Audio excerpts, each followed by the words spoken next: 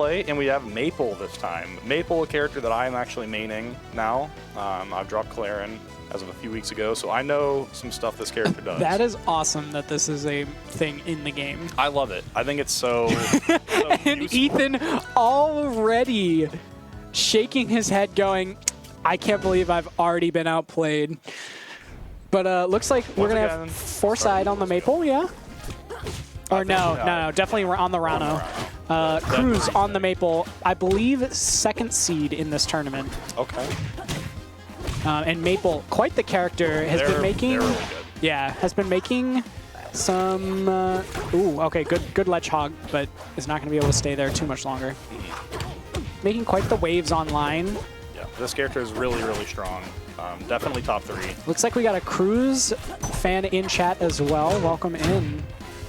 Hopefully we can have some spicy Rivals gameplay up for you. And already Fourside doing an excellent job of calling out all of these recovery options. And I know for a fact that although Maypul's got a pretty good recovery, if you're forced to recover with that tether, it is usually lights out. It is nowhere near good enough. Yeah. It is a very one-dimensional kind of recovery. You have one option or another. It's either tether, when you have no better choice. Excellent parry, and is going to go to the other side so that that down strong has a much higher chance of hitting him, but not going to quite find the stock there. Ooh, up strong nearly taking it. Do you know how, I don't remember the name of it, but that little cloud seed that Maypul puts on with special pummel? Yeah, if you hit somebody with the neutral B, the seed throw, it brings you back to where you are. So like, for right now, Ranno has the ring of like vines around him. Yeah. If you hit them with a smash attack, or you, while they're in hit stun, put them into the downbeat plant that's on stage. I forget what the name of the plant is, but Lily? that stuns. Yes, Lily. Yeah. That will stun them with the like grab. Really good forward air there. But when they have the little cotton ball, hitting them with neutral B, whether they have the vine wrap on them or not, will bring them back towards where Maypul is. So it's a big combo extension kind of a thing. Alrighty. Yeah, and Maypul, a character very familiar with a strong combo game, has it in spades both in Rivals 1 and this game, and honestly, very similar combo game too, using those tethers to get early up airs off the top, as well as using the seed plant to get those double smash attacks, or in this case, smash attack into a grab, but Fourside doing an excellent call out, immediately calling out the special pummel, and what a cool mechanic, by the way. Being able to have 2 different styles of pummel, one that has higher upside, one that has lower upside, and then also making it quite literally like a rock, paper, scissors. The nice thing is that even if you don't want to play rock, paper, scissors as the person who grabs, you don't have to. You can just throw. You can just throw. And that honestly is just like yet another layer of gameplay. And ooh, what we were talking about earlier, that up air into tether up air, nearly lethal. I was talking with Case a week or 2 ago about it. He's also a Maypul player. Apparently, that is just not true at all. It is not. It's from what I've heard, it's very DI dependent as well. But an excellent double down strong. We're going to be feeding Lily. Something that I've seen top level players do quite a bit is they'll fall off Halo platform and then immediately run up and parry Lily to get extra invincibility frames and stun her. And that's some really nice counterplay that I know is just good to have in your arsenal, as well as can make the difference between getting a nice early combo on Lily or on Maypul, or Maypul doing it to you. It's a really useful counterplay against her. Honestly, Lily in this game, to me, I can't say I've played this game a ton, but it kind of looks like it would act similarly to C4. It's like not a guaranteed thing to happen, but like will extend combos, will help with killing, and it's just like overall a big nuisance to have on stage. But a good edge guard there, I believe caught the double jump with the needles there. And good stuff to Fourside. Gonna take game 1. Yeah, Lily is definitely a kind of play around it mechanic. You're not guaranteed anything off of it, but it's always going to be out there a lot of the time, and it's always going to be useful. You know, even if they don't have the vines around them, it is a combo extension for all degrees. Honestly, it's probably plays a little more closely to Lloyd Rocket, Isabel Lloyd Rocket. That probably is a more fair apt comparison. Although definitely works more consistently than Lloyd Rocket. Anyone who's played Smash Ultimate knows that that move not very consistent at doing anything. It is pretty bad. It is consistently inconsistent. Yeah. But already, both players starting off pretty strong. These tech chases have been really nice from Kruz here. Is going to keep up the pressure. Now, Fourside looking to answer back. And these are the types of needles that I wanted to see from Carrot. Just these quick little needles, get those stacks of poison on, get the damage going up. And, ooh, excellent call out. He's going to try and get the wall cling, but is not going to stay on that wall long enough. And an excellent forward air to Nair there is going to take him off the side. I really like, Fourside looks like he is familiar and comfortable with being able to punish Maypul's tether back to stage as well as just recovery as a whole. And I'm really liking some of these landing options from Fourside as well. He's been throwing out these like needles right as he's landing to get just a little, quick little stack of poison as well as put his opponent into hit stun. Yeah. Although, yeah, there we go. Sending it, as we can see there, the little seed pop is going to send that straight back to Kruz there. And yeah, getting the dunk from the forward air. It's going to recover. And what is that? It's the special get-up for Maypul. It just puts it down there, and it's a permanent tether as long as it's on the stage. It's a really good recovery mechanic, and it also really good up air call out there. Yeah. I'm not exactly sure how it works, but sometimes it will do like a spin and do 2 hitboxes. Kind of like a smash attack from Maypul, but not super strong. I want to say it's just if you hit it with the seed. I was going to say, it looks funky. It's pretty goofy. It's a silly, goofy little... He's a little funny Plants vs. Zombies type character. I know. It kind of does look like a B-shooter. Oh, we're going to see the rare held up B there that you don't quite see very often on Ranno. That used to be something that was super prevalent in Rivals 1 because of the lack of ledges. Ranno's best option for mixing up his recovery would be to up B right in front of the ledge and then use that spin to get people off and mix up the timing, get people away from the ledge. Definitely not a necessary thing to do in this game. I know a lot of characters in general are going to benefit from those ledges, and it just leads to another bit of counterplay. Overall, though, I know the overall sentiment from like the pro players is that the game feels better and that they like having ledges and grabs and stuff, but I also liked, coming from Smash, I appreciated having that distinction between the games, and I thought that made recoveries very volatile and led to lots of counterplay opportunities. And then you had like crazy moments where Crag would, tech off the side of the stage 18 times while on their pillar over and over as they were sharking ledge.